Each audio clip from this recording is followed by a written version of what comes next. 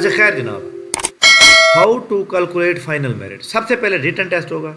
यहाँ मैंने लिखा है 50%। 50% कैसे कि अगर आपने 70 नंबर ले लिए हैं, अगर आपने 70 नंबर लिए हैं तो 70 का 50% कितने बन जाएंगे? 35।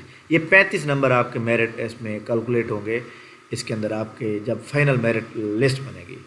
इंटरव्यू आपका होगा 100 नंबर का। इस 100 में से अगर आप जो है याद रखिएगा कि आप 100 में से 60 नंबर ले लेते हैं, ठीक है, 76 ले लेते हैं, 75 ले लेते हैं, वो आपके ऊपर डिपेंड करता है।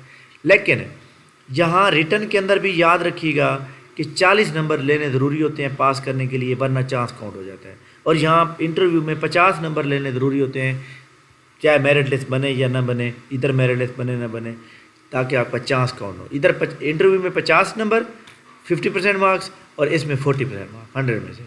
उसके बाद क्या होता है कि आपने ये 35 नंबर और 60 नंबर यहाँ लिए, कितने हो गए? 95 हो गए। आपके मैट्रिक में 80% नंबर है, 80% का 5% लें तो कितना बनेगा? 80% का आप 5% लेंगे तो आपके जितने भी हैं आप उसके मुताबिक कैलकुलेट कर लेंगे। मतलब 5 ज़रब आपके 75% है 75 करें, आपके 70 है 70% करें, इसके 5 5 8 40 होते हैं, ये 4 नंबर ये बन जाएंगे। ठीक है, तो 4 नंबर उसने लिए जनाब मैट्रिक के अंदर। और इसी तरह आपने अगर FA/FSE के अंदर जनाब अगर आपने नंबर लिए हुए हैं 90% तो 7 नंबर यहाँ, 7 नंबर 63, 6.3 नंबर आपके यहाँ पर आ जाएंगे। चलें अगर मैं जो है इसको, चलें ठीक है 6.3 हो गए, ठीक है।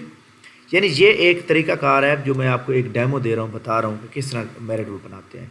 इसके बाद अगर क्वालिफ़िकेशन जस्ट BA BSc मांगी हुई है तो आपका 28% यहाँ से नंबर लिए जाएंगे, ठीक है। 28% आपने BA में 60% नंबर लिए हैं, ठीक है, तो 60% अगर आपके हैं तो 28 को 6 से मल्टीप्लाई करेंगे तो ये 17.4 आ जाएंगे, ठीक हो गया। और अगर क्वालिफ़िकेशन वहाँ पे MA/MSc मांगी हुई है तो फिर ये वाली कैलकुलेट नहीं करेंगे, वो डायरेक्ट MA/MSc के ऊपर आ जाएंगे। यहाँ पे जब कैलकुलेट करेंगे तो फिर वही बात आ गई कि आपके नंबर जितने भी हैं लाइक दैट आपने 60% दिए हैं या 70% मैं कह देता हूँ, या चलो 60% ही कर दें, तो ये भी 17.4 नंबर हो गए।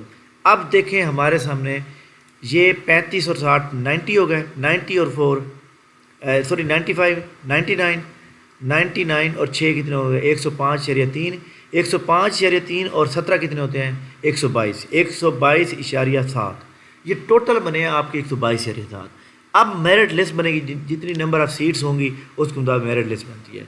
उम्मीद है कि जनाब आपको ये हमारी जो छोटी सी वीडियो है, काविश है, ये आपको समझ भी आ गई होगी, आप किस तरह मतलब PPSC वाले कैलकुलेट करते हैं। इस वीडियो को ज़्यादा से ज़्यादा लोगों के साथ शेयर करें, लोगों को अवेयरनेस मिले किस तरह कैलकुलेट करने। अब फॉर एग्जाम्पल मैं कहता हूँ जी आपके मैट्रिक के अंदर, यहाँ पे मैट्रिक में आपने नंबर लिए हुए हैं 50% नंबर, तो 55 कितने हो गए? यहाँ 2.5 कितने नंबर हो गए? 2.5। अब आप 1.5 नंबर कम हो गए 80 नंबर वाले से। FA/FSE में आपके नंबर हैं लाइक दैट 50%, तो इधर आपके नंबर हो गए 3.5, ठीक है। तो इधर आप कितने नंबर कम हो गए? इधर आप 2.5 नंबर कम हो गए। और अगर आपने BA BSc में भी 50% नंबर लिए हुए हैं, ये मैं उन लोगों के लिए बता रहा हूँ जो लोग मायूस हो जाते हैं कि सर हमारे तो नंबर ही नहीं है एकेडमिक में, तो आपको घबराने की कोई ज़रूरत नहीं है। 28 को अगर आप 5 ज़रब दें तो ये बनता है जनाब आई थिंक 14 बनेगा, तो ये 14 ये बन गया। तो यहाँ पे आपके कितने नंबर हो गए? 3 कम हो गए।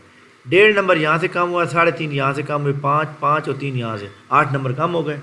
और अगर आपके यहाँ भी 50% नंबर है लाइक दैट, तो फिर आपके कितने बन गए? फिर भी वही। अब देखें जी आपके 8 नंबर एकेडमिक मार्क्स कम हो रहे हैं। एकेडमिक मार्क्स में किसी के 30 हैं, किसी के 32 हैं, लेकिन आपके 8 नंबर सबसे कम हैं, कोई बात नहीं है। लेकिन अगर आप वही वाले नंबर जो आपके वहाँ कम है, थोड़ी सी मेहनत ज़्यादा करके यहाँ 70 को आप बना देते हैं 80 नंबर। कितने बना देते हैं? 80। आपके यहाँ नंबर 5 बढ़ गए, यहाँ पे 40 हो गए, ठीक है। बाकी कितना फ़र्क रह गया? 3 नंबर का। यहाँ पे इंटरव्यू में ज़्यादा अच्छा परफॉर्म करें, आप ले लें 70 नंबर। जिस बंदे के 80% नंबर है, जिस बंदे के 70% नंबर ऊपर है, लेकिन अगर वो इंटरव्यू में आपसे बहुत पीछे चला गया है, वो आपका रिटर्न में बहुत पीछे चला गया, तो आप उनको ये एकेडमिक मार्क का कोई इशू नहीं है, फिर तो आप आगे चले जाएंगे। लिहाजा परेशान होने की कोई ज़रूरत नहीं है। आपको जो मैं पैरामीटर बता रहा हूँ, आप प्रॉपर तैयारी करें और अच्छी तरह तैयारी करें, इंशाल्लाह ताला आपका नाम ज़रूर है।